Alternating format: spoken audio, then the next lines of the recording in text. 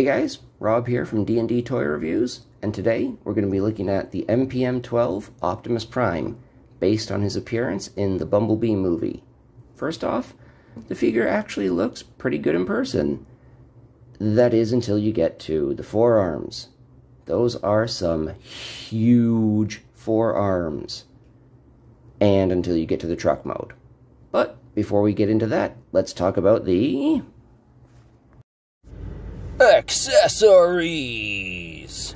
So we get his gun, which looks pretty good for being pretty much solid black, except for this gray hinge at the top. And it tabs into his hand. There's a slot in the hand, and a tab here on the gun. You can tap on either side, and you just wiggle it in, tab it into place, and it holds pretty well, but it can get easily dislodged if you're not careful. And the gun folds up like that, and there's a tab right here on this side and a slot on his butt, and it just tabs right into his butt like that. And honestly, it looks kind of silly, but there it is, it can do it. And we get a matrix of leadership because, well, Optimus Prime, and I'm pretty sure he's legally required to come with one. It's made of die cast, so it's got a bit of weight to it, feels pretty solid. Got some gold paint for the chamber, and then some blue for the energy swirlies inside. And it stores in his chest pretty well. We just open it up, pop it into the chamber, and it clicks in place, and good to go. So, let's move on to Articulation! So, starting at the head, we get a ball joint at the neck, which gives us a nice swivel. Not so much up, a little bit down. And speaking of the head, we get some lovely dark gunmetal silvery paint for the face and the crest. But the bunny ears, or antenna, whichever you prefer, are made of that wonderful rubbery soft plastic that Hasbro loves so much, and either the paint didn't take properly or they just used the wrong paint, because I'm not sure if that's showing up or not, but this whole section is a different blue than everything on the figure. Oh, and we also get light piping on a Masterpiece figure. Yay! Moving on to the shoulders, we get friction going forwards and back, and they can do a full 360, and the friction joint is toleranced really nicely. We also get a butterfly joint, which is a friction joint, and again, toleranced very nicely, nothing's flopping around. For the arms going outwards, we get a ratchet joint. Now, the right arm, the ratchet is nice and smooth, no problems. The left arm is kind of janky, and it's super heavy going down until you get to around here, and the ratchet just gives out. So I don't know if that's only my copy or if it's on multiple copies, I'm not sure. These flaps on the shoulders are on a springed hinge, so when you bring the arms down, they just pop right back into place, except for the left arm on mine, which gets stuck, and you gotta tap it in. Again, not sure if it's just my copy or if multiple copies have this. We get a bicep swivel that is ridiculously tight, like to the point where if I'm manipulating the arm down here, I'm worried that this will eventually snap off. So you might want to always make sure you grab the bicep when you're swiveling the arm. The elbow is on a really nice ratchet joint to around 90 degrees or so, but if you keep pushing, it becomes a friction joint and lets you get well past 90 degrees. And again, that friction joint is toleranced very nicely and holds its position very well. There's also a joint at the upper bicep for the transformation that lets the arm move backwards, and it has kind of a soft locking point at the front here, but when you're moving the figure around, it's very easy to knock the arm out of position, so that's just something to be mindful of. The hands are on a swivel for transformation. Now, when I got this out of the box, sorry, these swivels on both sides were so loose that the hands would just flop down under their own weight. But all you need to do is take a screwdriver, get into this hole here where the screw is, give it a couple of twists, and you're good to go. There's also a swivel for the wrist, and the thumb is on a ball joint at the base knuckle, so we get some good motion out of that.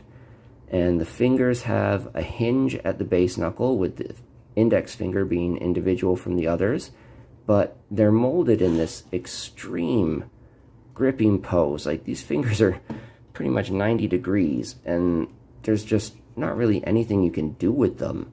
I mean, like, you can't get the Optimus Prime pointing at something pose going on, but I guess you could get Optimus Prime typing on a computer going on. Anyway, moving on.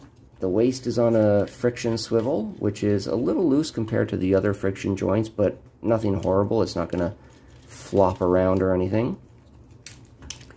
If we move the hip skirts up out of the way, then the hips are on ratchets going forward and back all the way. Ratchets out to the side, also all the way for a great Van Damme impression. We get a swivel above the knee, which is not really my preferred way of doing it, but it's better than nothing. We get a nice ratchet at the knee, but it only goes around 90 degrees. And for the foot, we get a little bit forward, a little bit back, and rocker to the side. So talking about the paint on the figure, what's there is done really nicely, but for the most part, it's just the base plastic. The leg is all just, the blue is just the plastic with some paint details to highlight. Same with the arms, the shoulders.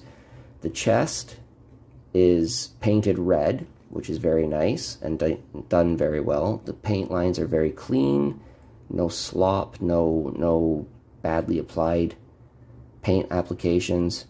So the paintwork is good where it's there, but the thighs, we get this weird kind of dry brushing effect going on.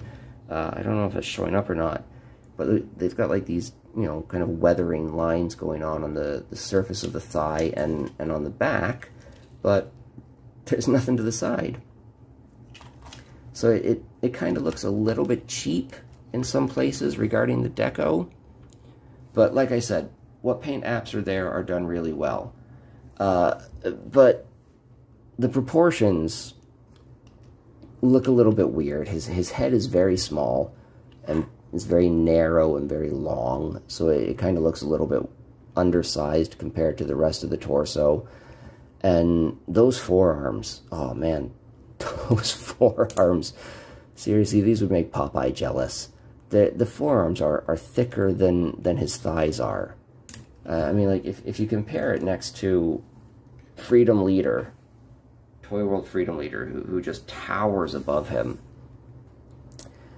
even with the quality control issues and tolerance issues, Freedom Leader, just blows MPM 12 away. In terms of proportion, you know, looking like the source material, it's honestly no contest. Especially when you take into consideration that these two cost me about the same. Freedom Leader all the way. Anyway, on to the transformation! So the transformation, for the most part, is pretty enjoyable and pretty intuitive, but there is a part that is going to get me all chewed up, so please just bear with me. We're going to start by raising the arms up to the side, and then we're going to come down to the legs and flip out these little boxes on the sides of the knee. After that, we're going to come down and we're going to lift up this leg flap, and then that spins around. There's a tab inside that's going to slot into there on the knee. And sometimes you just gotta wiggle it around till it lines up, but it locks in pretty well. And do the same on the other side. So again, just wiggle it around till you get it locked in. And then we're gonna come back to the legs, flip up the back of the calf here, and that lets us rotate down the wheels. And then we're gonna rotate out or flip out the gas tank for the truck mode. And this part is made of die cast with not a lick of paint on it, so it stands out pretty badly from the rest of the figure. And that's something that will happen. You might knock that out of place while you're transforming it up. And also the clearance here is pretty terrible. You got to bend things around each other. I'm not worried about breaking anything, but it's never good when you have to force the things to move around each other. And there's a slot in the tank, a tab on the skirt, and you just want to get that tabbed in. So same as with the shin guard, the shin guard, sorry. You might have to just wiggle it around till it locks in place. Now we're going to come back down to the wheels, and these are going to hinge around, and we're going to fold up the foot, and here there's a slot and a tab just near the wheel here. That's just going to tab right in, and we're going to fold this part back in so it goes down and into the leg like so. Fold up this block along the side, and we're going to do the same over here. So we fold in that, wheel, foot up, wheel comes down around, tabs into place. And then here we're going to start by popping that part out and then folding it over. So again, we pop out this part of the foot, fold it over, and then we can just peg these together and rock. The feet are on a hinge here. We're just going to rock it down and over so that gets nice and flat, and do the same on the other side. And while we're doing that, we can tab in the feet together, and that's pretty much the back of the truck done. So we come up to the torso here. We're going to start by untabbing the flap on the back, and that's going to become the front of the truck. And we're going to untab his abs and pull those out, and that will become the back of the truck. So next, we need to swivel this part around, and again, we can also flip these wheels down, sorry. But again, the clearance is not always the greatest. Sometimes you can get chewed up swinging that around. We're going to untab the back of the skirts here and flip it up like that. And then this, we're going to just hold the torso in place, and this will flip back down and lock in place, holding that up nice and securely for truck mode. And while we're at it, we can just sort of extend the wheels down a little bit, get them out of our way. They're on a couple of swivel points here on a hinge, and we'll get those lined up in a minute for the truck. Basically what you want is this tab pointing forward, and just wiggle it till it lines up. And then we're going to come around to the back. We can flip the head down into there, and there are a couple of flaps up on the head, where the head was, sorry, that we want to get out just to make it easier for us later. We're going to flip up this tab on the front, and then the truck windows are actually pretty neat. They pull out and then just even up, lock into place like that. And then we can flip this down to keep those in place. Now these will probably get bumped out a bit while you're transforming it, not a problem, they'll just go right back in. Now the arms are a bit of a problem with the transformation. So basically, we're going to start with unfolding this bit on top of the shoulder, so that untabs, stretches up. We're going to come over here and do the same. untab, stretch up, and that's going to form the part of the roof that goes like that. Next, we want to come here and flip down this part. Oh, actually, not yet, sorry. We don't want to do that yet, my mistake. We're going to swing the arm around, and we can untab all of this. The thumb needs to be aligned at the top, and the hand will just flip in like that. And now for the fun part.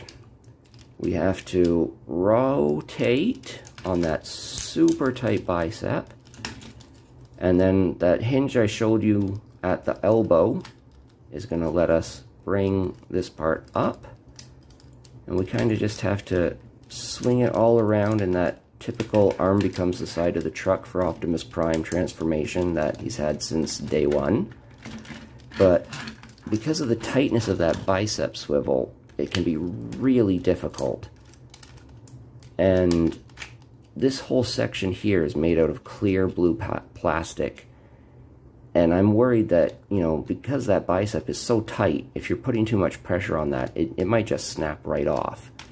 But basically, we just want to get the side lined up like so. And it tabs into place, just like that. And now we can flip this bit down to make the side. And there's a piece here that we want to flip up. And then this, we can just push down into place. And we're going to do the same on the other side. So this time we're going to start by putting the thumb over the hand, flip out these panels, tuck the hand in, bring the arm around, swivel at that ridiculously tight bicep, and we're going to just keep pushing and swiveling until things get lined up. And again, try to keep the pressure on this part of the forearm when you're getting the cab lined up, because like I said, if you put too much pressure on this, it's clear plastic and you never know if it's going to snap off or not. And again, we just get everything lined up, and it will tab in place, close up the roof, and oh, I forgot this flap, sorry. We fold this flap up, and that accordion's in on itself. And then we flip down this, and the abs are going to rotate out, and there are 2 slots on the bottom, 2 tabs on the top of those shin guards, and it's just going to lock in place onto there. And there are also a couple of tabs here that will lock into the back, and that does happen sometimes where this just pops out while you're trying to get everything locked up. Just fiddle with it a bit and it will go into place like so. And then we can just rotate the smokestacks. Oh, that's not tabbed in properly. Rotate the smokestack, which is also that lovely rubbery plastic. And there we go. There is the truck mode. Oh, right. Tab in. Make sure everything in the front is tabbed in so it doesn't look like a hot mess. And just give me 1 second while we get this sorted. Seems I got this all chewed up. There we go. Let's get that locked in. There we go. And the back is come untabbed again, which does like to happen. So we just pop that back in place. And there is the truck mode, which, not bad, not great. Hello Kitty. So in truck mode, the typical red cab, blue back end truck that Optimus Prime shows up as. And the cab, for the most part, looks okay. The windows seem a bit small, and these sun visors coming down and around look kind of weird. I don't know, makes them look kind of sad, I think. The side of the truck is nice. We get this beautiful bright white stripe running along the cab until we get to the front. And for some reason, they decided that only this spot on the stripe needed to have insanely intense weathering to the point where it almost looks silver instead of white. And it just, you know, you got this beautiful bright white, bam, super dark dirtiness. It's a terrible contrast, sorry. We get silver for the grille, silver for the headlights, a little bit of dark gray for the wipers, side mirrors, you know, bits of detailing here and there. The back of the truck, a bit of a hot mess, but not as bad as some other efforts. And if I remember correctly, it is actually compatible with either MP10 or MP44's trailer. I can't remember which one. It rolls, so that's a plus. Get some nice doop-de-doop-de-doo action. And, yeah, that bow tie. That's just terrible. I mean, they could have easily figured out a way, instead of using a spring hinge on here, they could have easily had it just flip down and lock into place that way. I remember when we first saw promotion pics, everyone thought, oh, it's mistransformed. It won't be like that. There's no way. Well, unfortunately it is like that, and it does look pretty terrible. And anyway, big concern for me is the arm flap made of the clear blue plastic. That is a big concern for me. It's held in place with a pinned hinge joint, and those have a bad tendency of snapping over time. And now we have a special guest reviewer joining us today who's going to say a few words about Optimus. So let's get to it.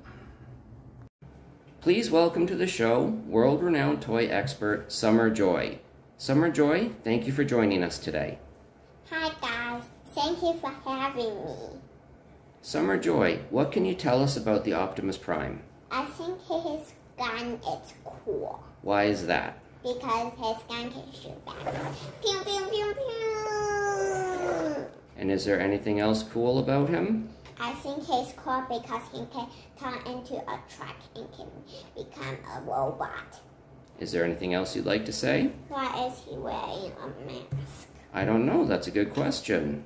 I think I know why. Because if he doesn't wear a mask, he will get COVID-19. So he needs to wear one so he doesn't get COVID-19. And compared to the other Optimus Prime, which one do you like more? This one. Why? Because he's shinier. And there you have it. Optimus Prime wears a mask so he doesn't get COVID-19, and his gun can shoot bad guys. Thank you for joining us today, Summer Joy. Bye-bye. See you next time. Okay, so final thoughts on this guy. Well, I originally passed on it when it first showed up because I thought it looked terrible, especially the bow tie in the truck mode. But later I decided I needed it because it's Optimus Prime and, well, I'm a whore for Optimus Prime. Do I regret buying it? No, not really. The transformation is pretty straightforward and is kind of fun for the most part, but there are some seriously questionable choices with the design. For one, the giant blue clear plastic arm flaps are very worrisome, and just some areas where the clearances don't quite seem enough to get parts past each other. And the bow tie. That bow tie and truck is just terrible. Fortunately, there seem to be at least 2 upgrade kits coming to address the issue, one of which looks to replace the entire arm, replace the head, and everything from the knee down. So yeah, that's going to be a lot of parts going into the storage bin. Anyway, considering, like I said, this cost me pretty much the same as Freedom Leader, it does not live up to the Masterpiece name. It's fun, and if it's all you can get in terms of a Bumblebee movie Optimus Prime, it's not the worst toy out there. And I'll give it this, it is definitely more stable than Toy World's Freedom Leader. and the transformation won't make you want to throw it through a wall like Toy World Freedom Leader. So really, it all just boils down to the scale you prefer and your personal taste. If you want a transforming Optimus Prime that looks like it pretty much came straight out of the movie, go with Freedom Leader. If you want a non-transforming Optimus Prime that looks like it pretty much stepped out of the movie and has incredibly good tolerances and is well built, I'd say get, what is it, the 3A, 3.0, I can never get those guys straight. But if you want something that transforms, is official, has a decent transformation, and won't fall to pieces on you when you're transforming it, then he's a perfectly good figure. So that's it. I hope you liked the review, and I'll see you next time.